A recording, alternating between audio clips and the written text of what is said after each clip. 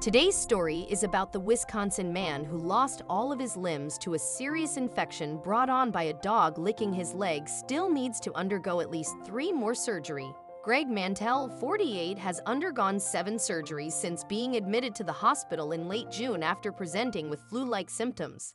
On Thursday, Greg's wife Dawn posted a photo of him in a hospital bed looking desolate with a blackened nose, but she assured he was in good spirits. Keep watching to find out more about his story.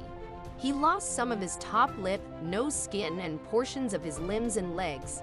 Capnocida viga, a germ from Ellie's mouth or another canine he came into contact with, was the root of the problem.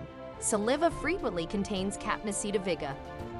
Doctors can't rule out the possibility that the capnocyphatovic bacteria will reinfect man and the other patients, according to a theory proposed by a team of researchers affiliated with Harvard Medical School. Greg Mantell felt he had the flu in June 2018 due to a genetic variation. He had a fever, vomiting, and diarrhea, but this family took him to the hospital when he became disoriented. Later, he revealed to the medical professionals in this August 2, 2018, file photo provided by Dawn Manteuffel of Greg Mantell lying on his hospital bed at Milwaukee's Froedtert Hospital. He suffered from capnocytovica, which caused him to lose some of his arms, legs, skin on his nose, and half of his upper lip. His wife Dawn and his 26-year-old son Mike were among the many things he had to live for. As a result, his wife and kid maintained their optimism. Learning to transfer from his wheelchair to the bed toilet, Manteuffel claimed he would leave the inpatient rehabilitation facility in about 2 weeks. And according to Dr. David Del Toro, medical head of the inpatient rehab center at Froedtert, the typical stay is 3 to 4 weeks. Manteuffel made equally quick improvements with his leg and prosthetic arm. According to studies, 5 previously healthy patients who had Capnocida viga were given genetic testing by the team to check if they shared any traits.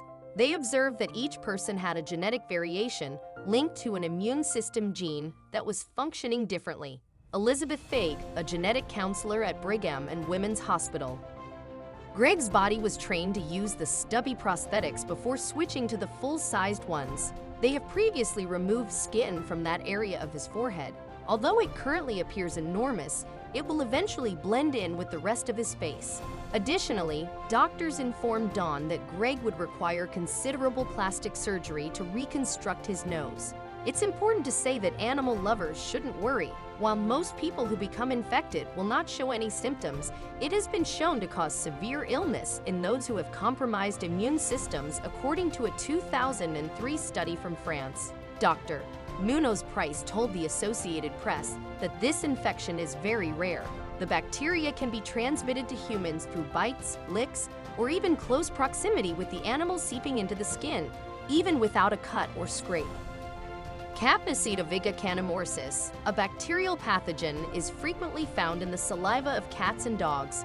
Although it is extremely unlikely to harm healthy people, it has been known to seriously afflict those with impaired immune systems or pre-existing diseases. Bacterial transmission can happen via bites, licks, or even close proximity. Within 1 to 8 days of exposure, proximity to animal symptoms typically manifest, but generally on the 2nd day, they can range from sepsis to flu-like symptoms. Antibiotics are typically helpful in the treatment of infection and are advised for a minimum of 3 weeks, although there may be long-term negative effects, such as kidney failure and amputation due to gangrene.